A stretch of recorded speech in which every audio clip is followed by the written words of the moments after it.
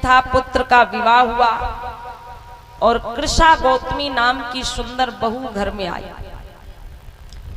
बहू को घर में आए 10 वर्ष बीत गए, लेकिन बहू के द्वारा कोई संतान नहीं हुई। संतान न होने के कारण उस बहू को घर से बाहर भी निकाल दिया गया। लेकिन जिस समय उस बहू को घर से बाहर निकाला गया,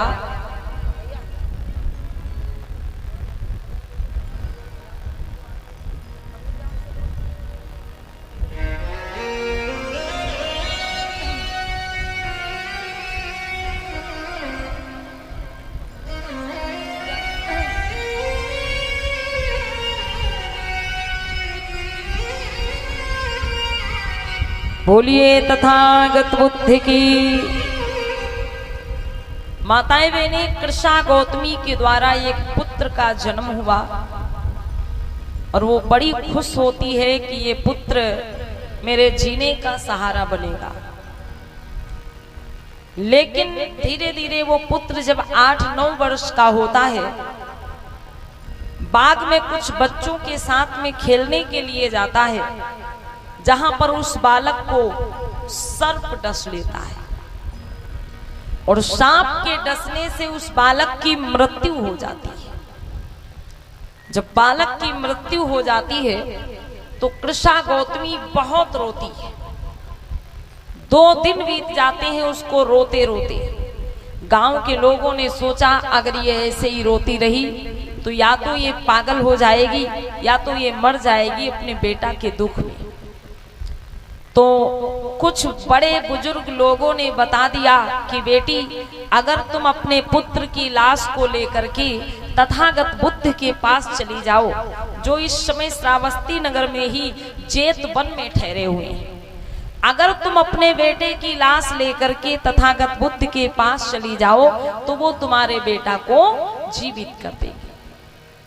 माताओं बहनों, कृषा गौतमी अपने पुत्र को उठाती है और वो पुत्र की लाश लेकर के तथागत बुद्ध के पास पहुंच जाती है। तथागत बुद्ध के चरणों में अपने पुत्र को लिटा देती है और रोने लगती है। कहती है, भगवान ये मेरा इकलौता पुत्र है, इसके अलावा मेरा पूरी दुनिया में कोई नहीं। सांप के डसने से मेरे बेटा की मृत्यु हो गई है। तथागत बुद्ध कहते हैं, पुत्री ये संसार नश्वर है, जो इस संसार में आया है उसको एक ना एक दिन जाना है। इस संसार में हर एक रोग बीमारी की दवाई है, लेकिन मरे हुए व्यक्ति को फिर से जीवित कर दिया जाए ऐसी कोई दवाई संसार में नहीं बनी।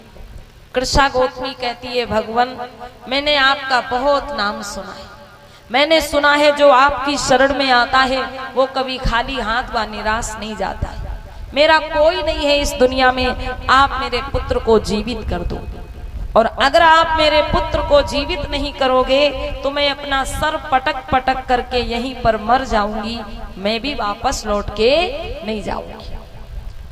तो तथागत बुद्ध कृषा गौतमी से कहते हैं कि ठीक है पुत्री, मैं तुम्हारे पुत्र को जीवित कर दूंगा, लेकिन उसके लिए तुमको एक कार्य करना पड़ेगा।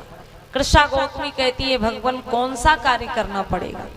तब महाकारुणिक तथागत बुद्ध ने कहा कि पुत्री, ये सामने जो नगर दिखाई दे रहा है, तुम इस नगर में चली जाओ और इस नगर में जाकर के मुट्ठी भर सरसों के दाने मांग करके ले आओ। अगर तुम मुट्ठी भर सरसों के दाने ले आओगी तो मैं तुम्हारे पुत्र को जीवित कर दूंगा। कृषा गौतमी बड़ी खुश हो जाती है, सोचती है अरे कोई ना कोई घर तो ऐसा मिलेगा ही जिस घर में मतलब सरसों के दाने मिल जाएं हमें। अब जैसे वो आगे कदम बढ़ाती है तो तथागत ने कहा, पुत्री सुनो, तुम जा तो रही हो, तुम्हें सरसों के दाने तो लाना है, लेकिन सरसों के दाने उस घर से लाना है जिस घर में आज तक कभी कोई मरा ना हो, जिस घर में आज तक कभी कोई मरा ना हो। ऐसे घर से तुम मुट्ठी भर सरसों के दाने ले आओ तो मैं तुम्हारे पुत्र को जीवित कर दूंगा। कृष्णा गौतमी सोचती है कोई ना कोई तो ऐसा घर मिल ही जाएगा। अब जब वो नगर में पहुंची, पहले घर में आवाज लगाया, एक व्यक्ति बाहर निकल करके आया। तो कृष्णा बोली, भैया मुझे मुट्ठी भर सरसों के दाने दे दो, सांप के डसने से मेरे पुत्र की मृत्यु हो गई। तथागत बुद्ध ने कहा है कि अगर तुम मुट्ठी भर सरसों के दाने ले आओगी तो मैं तुम्हारे पुत्र को जीवित कर दूंगा। वो व्यक्ति बड़ा खुश हुआ, घर के अंदर गया, मुट्ठी भर सरसों के दाने लाया और कृष्णा गौतमी को दे दिया। तब तक कृष्णा गौतमी को दूसरी बात याद आई। उसने कहा, भैया भगवान बुद्ध ने कहा था कि सरसों के दाने उस घर से लाना जिस घर में कभी कोई आज तक मरा ना हो। तो आप मुझे बता दीजिए कि आपके घर में कभी कोई मरा तो नहीं।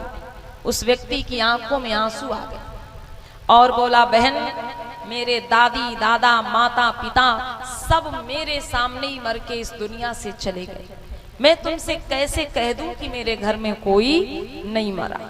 कृष्णा गौतमी ने सरसों को वापस कर दिया, बोली फिर नहीं चाहिए तुम्हारे घर की सरसों। दूसरे घर में गई, तीसरे घर में गई, चौथे घर में गई, पांचवें घर में गई और माताओं बहनों धीरे धीरे उसने पूरा नगर घूम लिया, एक एक घर में देख लिया, ढूंढ लिया, लेकिन उसको कोई ऐसा घर नहीं मिला जिस घर में कभी कोई मरा ना हो। बल्कि लोग अपना अपना दुख बता करके रोने लगते थे।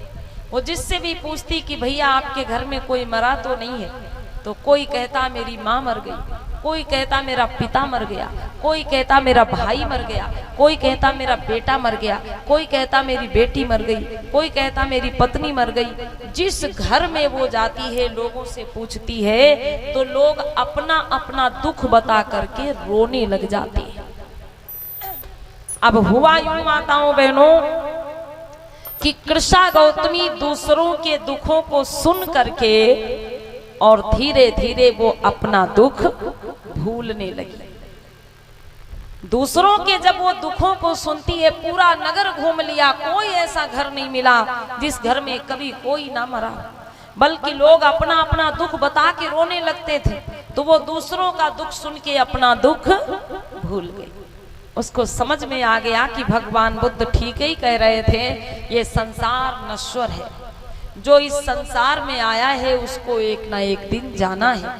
इस संसार का सत्य ही है जन्म और मृत्यु। उसकी समझ में आ गया कि जब हर किसी के घर में कोई ना कोई मरा है और जब किसी के घर में कोई फिर से जीवित नहीं हो गया तो अकेली मैं कौन हूं जो मेरा बेटा फिर से जीवित हो जाएगा। अब वो रोना बंद कर देती है, वापस आ जाती है, अपने पुत्र को उठाती है और जाकर के अपने हाथों से पुत्र का अंतिम संस्कार कर देती है। वापस लौट के आती है, भगवान बुद्ध के चरणों में बैठ जाती है और कहती है, भगवान मैं आपकी शरण में आना चाहती हूँ। भगवान बुद्ध ने पूछा, बेटी तुम तो नगर में गई थी, क्या हुआ, तुम्हें सरसों नहीं मिली?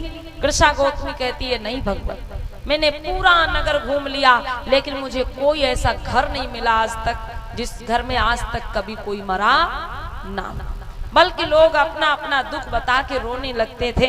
मैं दूसरों का दुख सुन के अपना दुख भूल गई। ये दुख तो सबके ऊपर पड़ता है, अकेले मुझ पर ही नहीं पड़ा है। कृष्णा गौतमी भगवान बुद्ध की शरण में आ जाती है, बौद्ध भिक्षुणी बन जाती है और दूसरों को धम्म का पाठ पढ़ाने लगती है, हंसी खुशी से जीवन बिताने लगती है। बोलिए तथागत बुद्ध की।